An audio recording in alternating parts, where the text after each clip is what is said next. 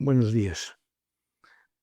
Muchas veces me preguntan por qué coloco al PP dentro del ámbito del marco de las derechas, cuando podríamos decir que no lo es, o muchas de sus medidas no lo son. Una vez creo que Revel, François Revel, en uno de sus libros, nos instó a comparar los 10 puntos del manifiesto comunista con la política de los partidos modernos. Y efectivamente, si vemos los 10 puntos del Partido Comunista, el PP cumple como 8. Y los otros dos a medias. Pueden comprobarlo si quieren. Defiende el Banco Central, defiende el impuesto de la herencia, defiende la educación pública, o sea, defiende todo lo que defendía Marx en 1848, entre muchas otras cosas. Y otros dos podemos decir que a medias, ¿no? Entonces, claro, obviamente, desde un punto de vista objetivo, el PP no sería parte de la derecha, sino que sería un partido socialdemócrata más, objetivamente hablando, de niveles de gasto público que defiende, determinadas políticas que defiende, acepta el marco socialista en buena medida. En ese aspecto tienen razón los críticos al criticarlo. Entonces, ¿por qué lo coloco yo en la derecha? No por su contenido objetivo de su programa por las ideas. Repito que no dejan de ser. Pues las comunes en nuestra época, son ideas. Pues el socialismo pues ya ha permeado mucho y son muy presentes. Y desde luego el PP no se caracteriza por hacer especial oposición o por plantear un marco alternativo a este. Pero ¿por qué decimos que es de derechas? Uno, porque el concepto de derecha e izquierda no es sustantivo, no quiere decir nada. Es más que una situación, un espectro de ideas, pues de más radical a más moderado, o de más radical a más moderado, o de más moderado a más radical en otro ámbito. Es una situación, digamos, que se sitúa, digamos, en un espectro, pero un espectro que no quiere decir nada. En política usamos de metáforas para situar a los partidos políticos. Entonces podemos hablar, por ejemplo, de metáforas de situación, ¿no? de derecha, izquierda, centro. Podemos usar metáforas de colores, cromáticas, rojos, verdes, azules, blancos, negros, pardos. Podemos usar colores para referirnos también a ideales políticos. Podemos usar otro tipo de metáforas como, ejemplo, temporales. Hablamos de partidos de progreso, partidos conservadores o partidos de reacción. Esto es, los partidos de reacción son los que les gusta más lo que había antes, que hoy quieren volver atrás en el tiempo. Los conservadores les gusta más o menos lo que hay ahora y el progresista quiere mudar lo que hay ahora. Son metáforas de tiempo. Otras metáforas pueden ser de arriba o de abajo. Pues podemos darle nombres: socialistas, conservadores, demócratas cristianos, socialdemócratas, comunistas, libertarios. O sea, podemos darle nombres sustantivos. Pero para referirnos en el espectro político, digamos, la definición que más se usa acostumbra a ser la de derecha e izquierda, porque digamos que es la más popular, no es la única, pero la más popular. Entonces así hablamos de, por ejemplo, izquierdas democráticas, izquierdas republicanas, etcétera, o de derechas, como las derechas de la República, Confederación de Derechas Autónomas. Usamos ese concepto, pero cuidado sin que ese concepto tenga necesariamente por qué significar nada, simplemente es una posición con respecto a puntos concretos. Cuanto más a la derecha es, pues más se defendería los valores. Cuidado, valores relativos a hoy, no valores en general. Repito, la derecha de hoy sería extrema izquierda, en los tiempos de Karl Marx. Entonces, se refiere a los puntos de hoy. Si hay digamos, como un mainstream, pues lo que quiere avanzar más, lo que quiere cambiar ese mainstream por un lado es una cosa y lo que quiere conservar más es el otro. No es una metáfora sustantiva, no se refiere a puntos concretos. Pues defendemos el capitalismo, el socialismo, defendemos determinadas normas morales o otras normas morales, sino que es básicamente una postura respecto al mundo que hay a día de hoy. En ese aspecto, el PP se sitúa más o menos en el espectro de la derecha de lo que es el mundo político de hoy en día. Operamos, cuidado, que es un espectro siempre cambiante. O sea, lo que vale hoy, dentro de 10 años no va a valer, y viceversa. Lo que valía hace 10 años, que era de derecha, hoy en día puede ser incluso de extrema izquierda o de extrema derecha, según se sitúe en el espectro. Entonces vamos variando con el tiempo. Entonces, digamos que hay unas fuerzas como del orden, de mantener el status quo actual, y unas fuerzas de cambio, de progreso, de avance, que son, digamos, las que quieren cambiar el status quo.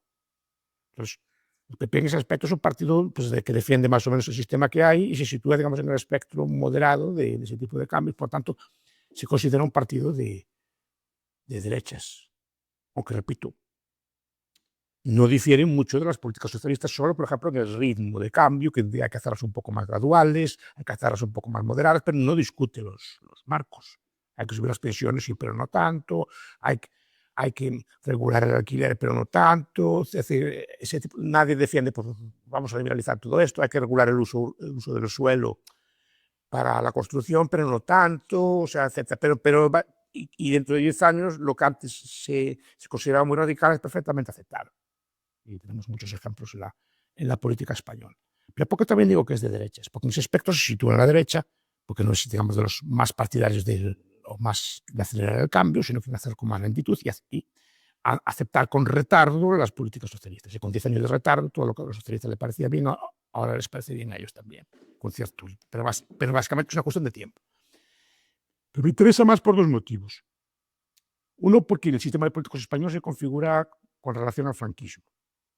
Históricamente se considera con relación al franquismo. Entonces, los opositores al régimen de Franco o los partidos que descienden de aquellos que se oponían al régimen de Franco están como un bloque, como una especie de bloque de progreso, y por eso se incluye a veces, por ejemplo, los partidos nacionalistas, que se consideran parte de ese bloque de progreso, porque en sus orígenes fueron partidos que, digamos, lucharon contra el régimen franquista, tanto los antepasados de Junts como el propio PNV, que mantuvo una posición ambigua con el régimen, digamos que en los últimos años fue opositor al régimen. El Partido Socialista, el Partido Comunista, etcétera, muchas fuerzas de ese estilo, partidos nacionalistas de izquierda, tienen un origen de oposición al régimen. Y los partidos, en cambio, que descienden del régimen. El Partido Popular, en su momento, deriva, en su origen más remoto, deriva de una fusión de la UCD, que es un parte del aparato franquismo, digamos, el sector más aperturista del franquismo, con la antigua Alianza Popular, que también era otra facción, otro bando dentro del franquismo, que después se incorporaron a la vida democrática, pero sus orígenes están ahí. No eran contra Franco, sino que formaban parte, aunque después renegaron y criticaron el régimen del que venían y luego lo condenaron o hicieron digamos, discursos de apartarse de él. En sus orígenes viene de ahí. Adolfo Suárez, que pasé por ser un líder centrista, pues era el secretario general del movimiento. O sea, no era una persona neutral, opositor o simplemente que estaba fuera de una personalidad independiente. Era gente del aparato duro del franquismo, como parte de sus cuadros, como parte de los miembros también de la Alianza Popular. Entonces, en ese aspecto, el origen también marca. Todos los partidos que derivan directamente de aquellos partidos de centro o de